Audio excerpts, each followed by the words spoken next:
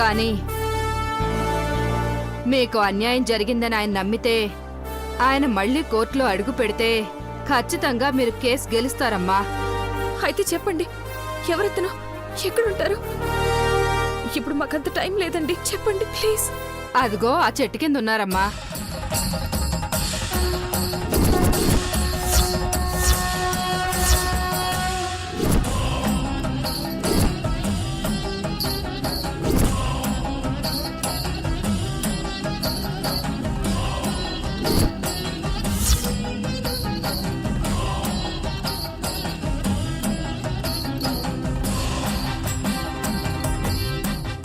సందేహం వద్దమ్మా. ఆయన తలుచుకుంటే నీ భర్తని యమపాసం నుండి కూడా విడిపించుకురాగలడమ్మా.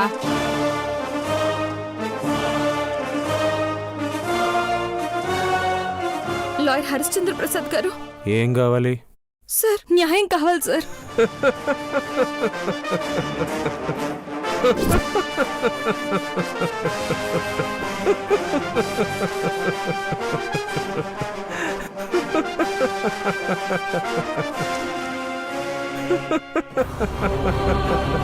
సార్ ప్లీజ్, నా భర్త ఒక కేసులో ఇరుక్కున్నారు. ఏ ఒక్క లాయర్ కూడా మా తరపున వాదించడానికి రావడం లేదు. మీరే ఎలాగైనా ఈ కేసు వాదించాలి సార్. మాకు న్యాయం చేయండి సార్ ప్లీజ్. న్యాయానికి విలువ లేని చోట న్యాయం కోసం పోరాడడం, నీళ్లు లేని చోట బావి తవ్వడం రెండు ఒకటే. చివరికి మిగిలేది నిరాశే. వెళ్ళమ్మా. సార్ సార్ ప్లీజ్ సార్, అలా అనొద్దు. పూర్తిగా ఆశలు వదులుకొని నిరాశలో ఉండగానే మీరు ఆశా జ్యోతిలా కనిపించారు. ఇప్పుడు మీరు తప్పించి మాకు వేరే దిక్కు లేదు. దయచేసి మా కోసం రండి ప్లీజ్ ప్లీజ్. నేను ఆ కోర్టు మెట్లకి చాలా కాలం అయింది. న్యాయం కోసం పోరాడేవాడికి అక్కడ చోట్లేదు. దయచేసి వెళ్ళిపోమ్మా. సార్, నా భర్త అమాయకుడు, పగవాళ్ళు కూడా హాని చెయ్యడు.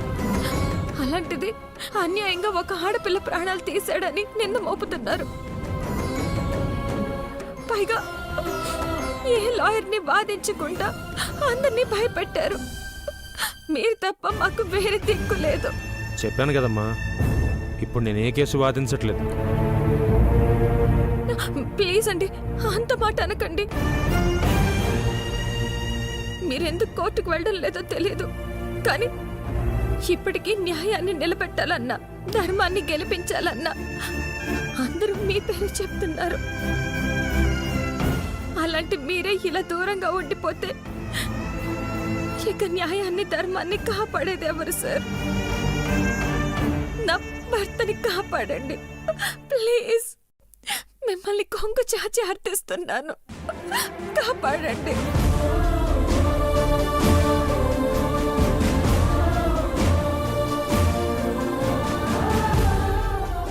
ప్లీజ్. మీరెప్పుడు న్యాయం వైపే ఉంటారు కదా. ఒక్కసారి జరిగింది చెప్తాను వినండి. మీకు న్యాయం అనిపిస్తేనే, మాకు న్యాయం చెయ్యాలనిపిస్తేనే మా తరపున వాదించండి.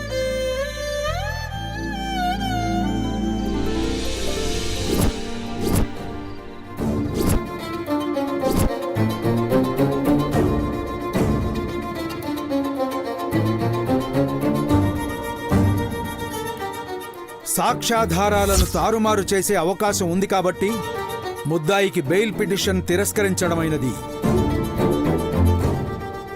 ఈ బ్యాంక్ స్టేట్మెంట్స్ లో క్లియర్ గా ఉంది. మన సాయంత్రం 1,25,00,000 మీ అకౌంట్ కి, 2,75,00,000 మీ అబ్బాయి గారి అకౌంట్ లోకి వచ్చాయి.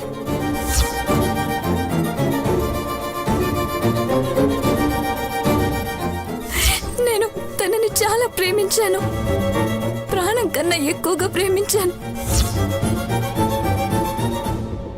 తను కూడా నన్ను ప్రేమించాడు అనుకున్నాను, కానీ తనకి నేనేమీ కాను, మోసపోయాను.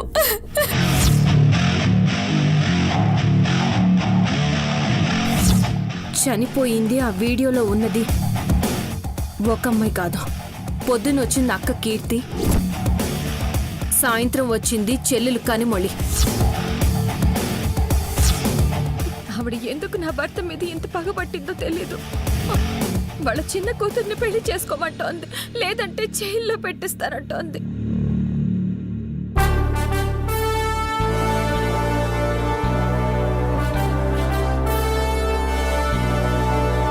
నిజంగా నా భర్త అంత దుర్మార్గుడే అయితే తన చిన్న కూతురుతో పెళ్లి చేస్తుందా?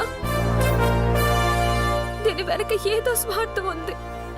ఆ స్వార్థం కోసం మా జీవితాల్ని బలి తీసుకోవాలని చూస్తోంది. మీరే కాపాడండి ప్లీజ్ సార్, ప్లీజ్.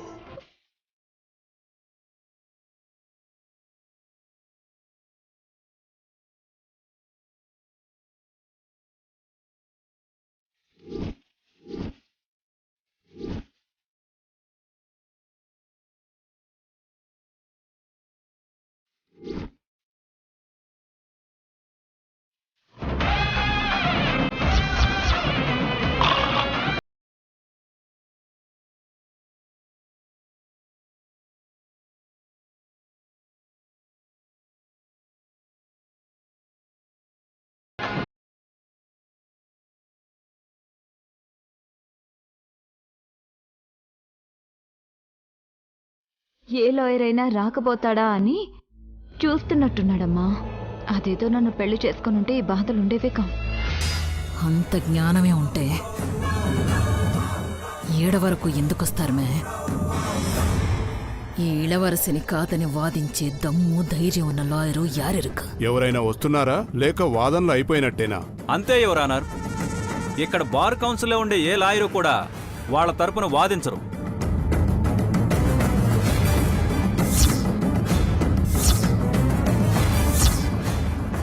సార్ అది excuse me your honour.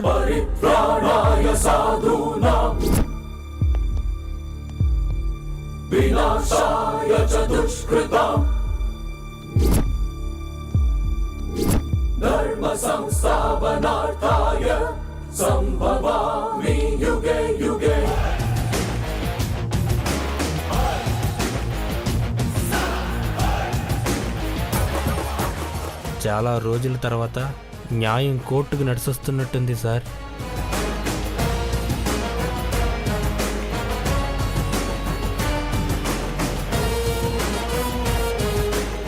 Your honour, నేను ఈ కోర్టు మెట్లకి 5 సంవత్సరాలైంది. న్యాయ వ్యవస్థ మీద నమ్మకం పోయినా, ఓ భార్య బాధ, ఓ ఆడదాని ఆవేదన తిరిగి మళ్ళీ నేను ఈ కోర్టు మెట్లు ఎక్కేలా చేశా.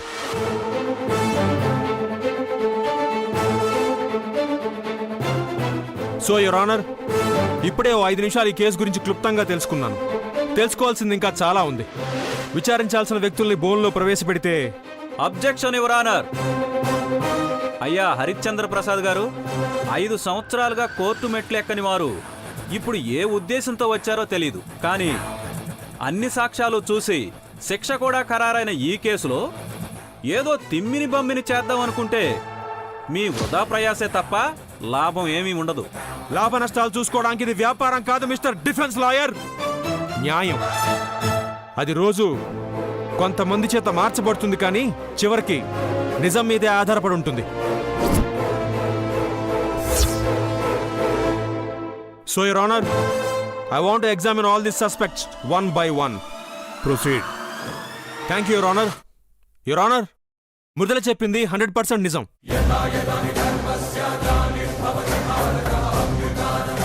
ముందు మధు దగ్గరికి వెళ్ళింది కీర్తి, ఆ తర్వాత వెళ్ళింది Kanimozhi.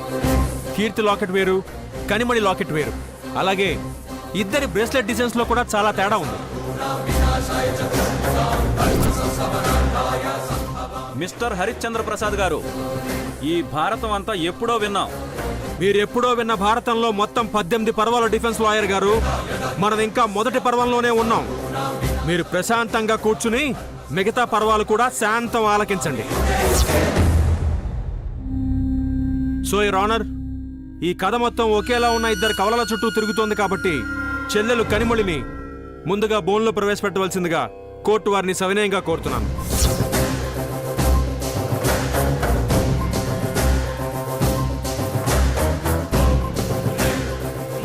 Proceed. Thank you your honour. Kanimozhi Kanimozhi కన్నిమొళి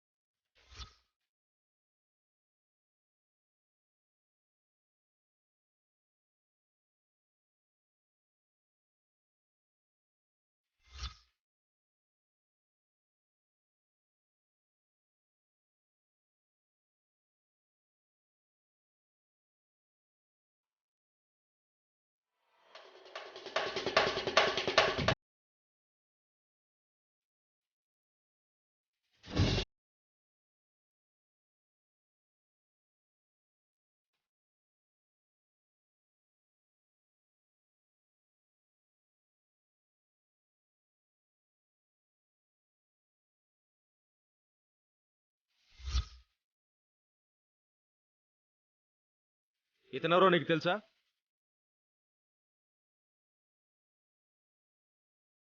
తెలుసు. నువ్వు ప్రేమించావా, మీ అక్క ప్రేమించిందా?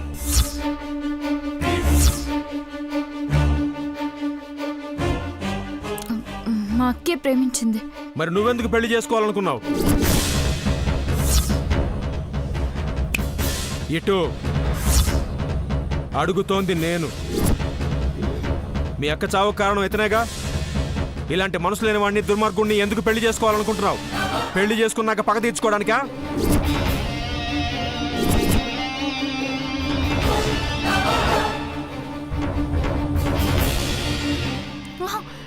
లేదు. మరెందుకు చేసుకోవాలనుకుంటున్నావు? ఆల్రెడీ పెళ్లి అయిపోయిన వాడిని, మీ అక్క జీవితాన్ని నాశనం చేసిన వాడిని ఏం సాధించాలని పెళ్లి చేసుకోవాలనుకుంటున్నావు?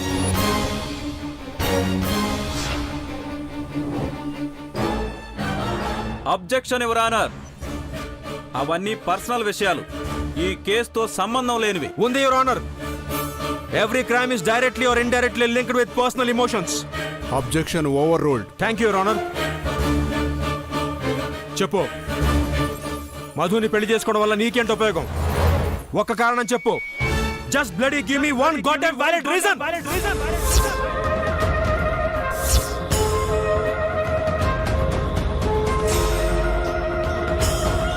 నేను చెప్పనా? మధు అంటే నీకు కూడా ఇష్టమే కదా? ఆహా, లేదు. ప్రేమించలేదా? ఆహా, లేదు. ఓ ఐ సీ. నువ్వు నిన్న మృదులని కలిసావా?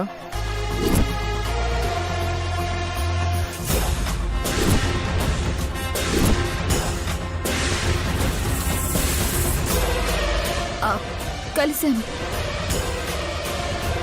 ఎందుకు కలిసావు? క్యాజువల్గా కలిశాను. ఓ, ఏం మాట్లాడు? చెప్పాను కదా, క్యాజువల్గా కలిశాను. క్యాజువల్ టాక్ అంతే.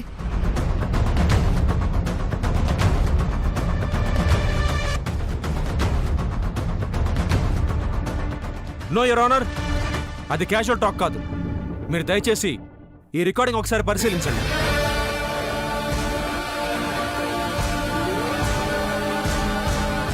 అయినా ఇష్టం ప్రేమ లేదని ఎవరు చెప్పారు?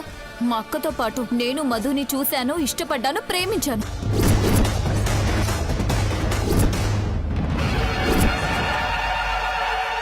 చెప్పాను కదా, ప్రేమించాను. మా అక్క కన్నా నేనే ఎక్కువగా ప్రేమించాను.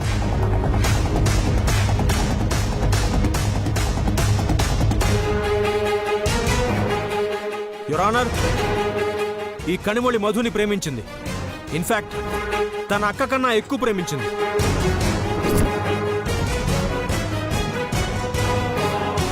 తను ప్రేమించిన మధుని తన అక్క ప్రపోజ్ చేయడం తను సహించలేకపోయింది. నువ్వు ప్రేమించిన మధు నీకెక్కడ దూరం అయిపోతాడోనని నువ్వు భయపడ్డావు. ఆ భయంతోనే ఎలాగైనా మీ అక్కని అడ్డు తొలగించుకోవాలనుకున్నావు. అందుకే నువ్వే మీ అక్కని హత్య చేశావు. నో,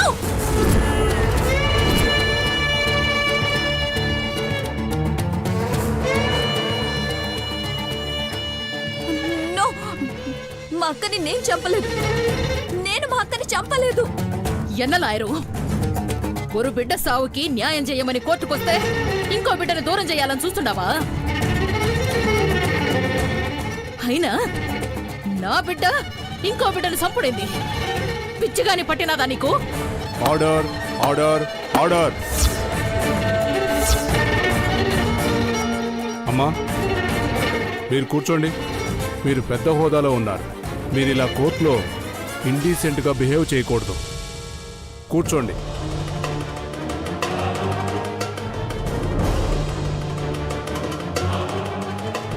యువర్ ఆనర్, ఇప్పటిదాకా కోర్టుకి సబ్మిట్ చేసిన ఆధారాలన్నీ కోర్టును తప్పుదారి పట్టించడానికి. అసలు కథ నేను చెప్తాను. 4 ఏళ్ల క్రితం డిసెంబర్ 19, 2016 మధు మార్నింగ్ ఫ్లైట్కి ఊటీ వెళ్ళాడు. తను ఎస్టేట్ పనులు చూసుకుంటున్న టైంలో తన దగ్గరికి కీర్తి వెళ్ళి తనకి ప్రపోజ్ చేసింది.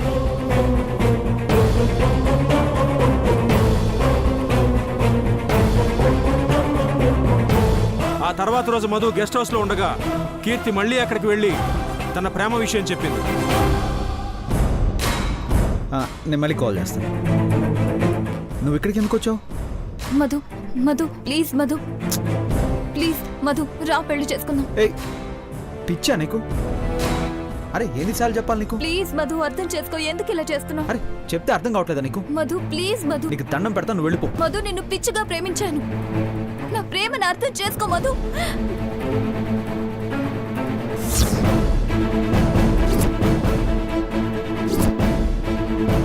ఆ సంఘటన ఈ కనిమొళి చూసింది.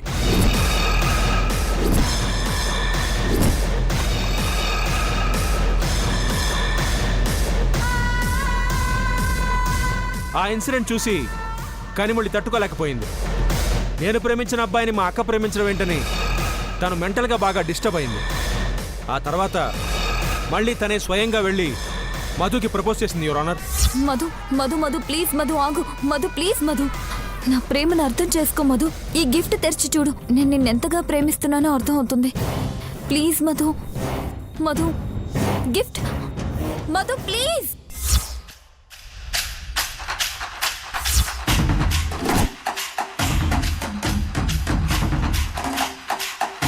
యువర్ ఆనర్, తర్వాత జరిగిందంతా మీరు సీసీటీవీ ఫుటేజ్లో చూశారు.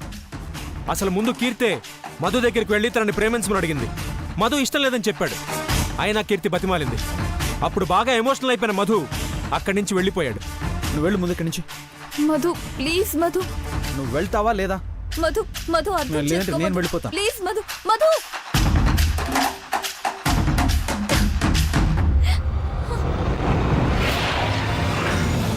కానీ కీర్తి మాత్రం అక్కడే ఏడుస్తూ మధు కోసం చూస్తుండిపోయింది. ఆ తర్వాత కాసేపటికి లోపలికి వెళ్ళింది ఈ కనిమొళి. Objection your honour. రెండోసారి వెళ్ళింది కనిమొళి కాదు, కీర్తినే. బయటికి వచ్చి మళ్ళీ లోపలికి వెళ్ళింది. అయితే కీర్తి బయటకు వస్తున్నట్టుగా సీసీటీవీ ఫుటేజ్ ఏది? లేదా డిలీట్ అయిపోయిందా? ఎలాగా? నేను చెప్పనా డిఫెన్స్ లాయర్ గారు?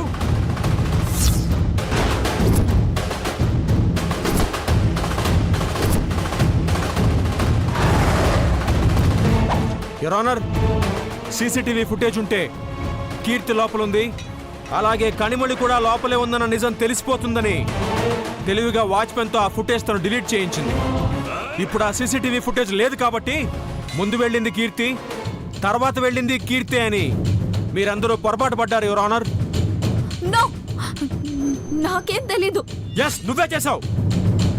లోపల ఏడుస్తున్న మీ అక్క దగ్గరికి వెళ్ళి మధు కోసం ఘర్షణ పడ్డావు.